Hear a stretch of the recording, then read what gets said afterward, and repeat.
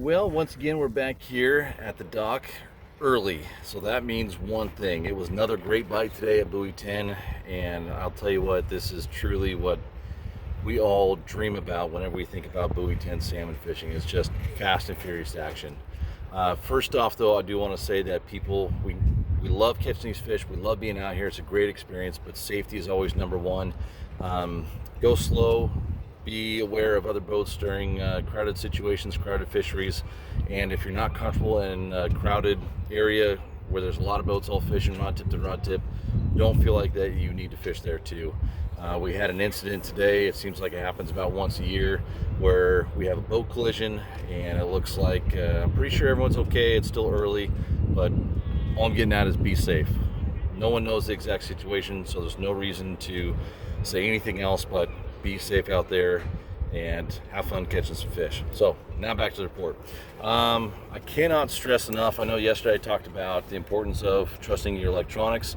Well, and I've also said, I think it's 3-4 days ago now, that you need to really pay attention to the little details. Today was the same way. Today I followed my water temperature. Now my graph might be different than your graph. Everyone's water temperature, unless we're all calibrated the same, might say different things.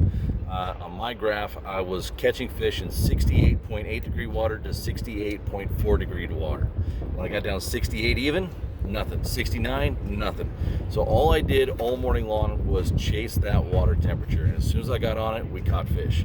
We had all of our fish early today. We were off the water by 9:45. It was excellent fishing. But it's because we paid attention to those little details.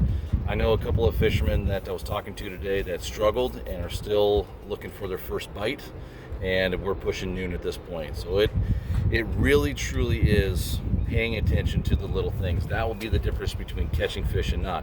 Now, I've been catching a lot of fish on Red October and Green Machine.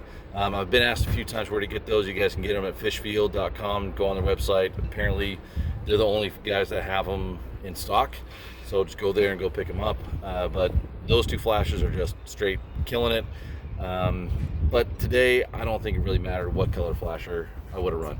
It didn't seem to matter. It was just getting them in the right place in the water column, in the right place with the water temperature, and they were biting. And as these tides get smaller, they should bite throughout the entire outgoing tide, like what we saw here this morning.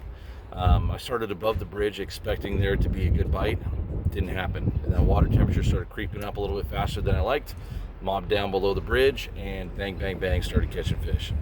So pay attention to the details. Cannot stress that enough.